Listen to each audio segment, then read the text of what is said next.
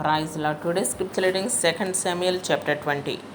Now a troublemaker named Sheba son of Bichri, a Benjamite, happened to be there. He sounded the trumpet and shouted, "We have no share in David, no part in Jesse's son. Every man to his tent, Israel." So all the men of Israel deserted David to follow Sheba son of Bichri, but the men of Judah stayed by their king all the way from the Jordan to Jerusalem. When David returned to his palace in Jerusalem, he took the 10 concubines he had left to take care of the palace and put them in a house under God. He provided for them but had no sexual relationships with them. They were kept in confinement till the day of their death, living as widows. Then the king said to Amasa, "Summon the men of Judah to come to me within 3 days, and be here yourself." But when Amasa went to summon Judah, he took longer than the time the king had set for him. David said to Abishai, "Now Sheba son of Bichri will do us more harm than Absalom did. Take your master's men and pursue him, or he will find fortified cities and escape from us." So Joab's men and the Kirehets and Pelethites and all the mighty warriors went out under the command of Abishai. They marched out from Jerusalem to pursue Sheba son of Bichri. While they were at the great rock in Gibeon, Amasa came to meet them. Joab was wearing his military tunic, and strapped over it at his waist was a belt with a dagger in its sheath. As he stepped forward, it dropped out of its sheath. Joab said to Amasa, "How are you, my brother?" Then Joab took Amasa by the bed with his right hand to kiss him. Amasa was not on his guard against the dagger in Joab's hand, and Joab plugged it into his belly, and his intestines spilled out on the ground. Without being stabbed again, Amasa died. Then Joab and his brother Abishai pursued Sheba son of Bichri. One of Joab's men stood beside Amasa and said, "Whoever favors Joab and whoever is for David, let him follow Joab."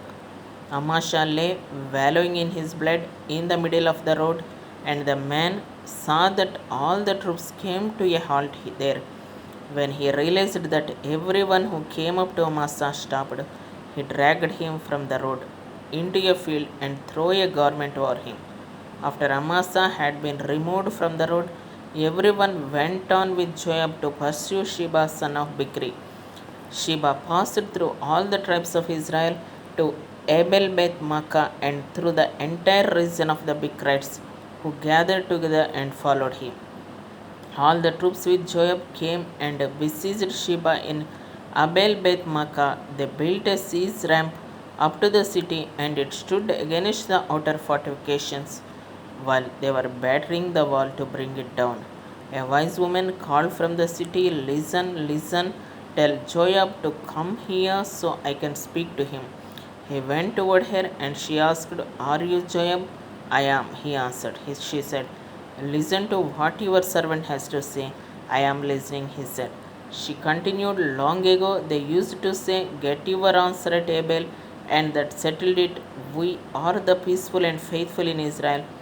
You are trying to destroy a city that is a mother in Israel. Why do you want to swallow up the Lord's inheritance?" "Far be it from me," Joab replied. "Far be it from me to swallow up or destroy. That is not the case. A man named Sheba son of Bichri from the hill country of Ephraim has lifted up his hand against the king, against David. Hand over this man, and I will withdraw from the city." The woman said to Joab, "His head will be thrown to you from the wall." Then the woman went to all the people with her wise advice, and they cut off the head of Sheba son of Bichri and threw it to Joab. So he sounded the trumpet, and his men dispersed from the city, each returning to his home, and Joab went back to the king in his Jerusalem. Joab was over Israel's entire army. Benaiah son of Jehoiada was over the Kirethites and Pelethites. Adoniram was in charge of force Labha. Jehoshaphat son of Ahilud was recorder. Sheva was secretary. Zadok and Abiathar were priests, and Ira the Jared was David's priest. Amen.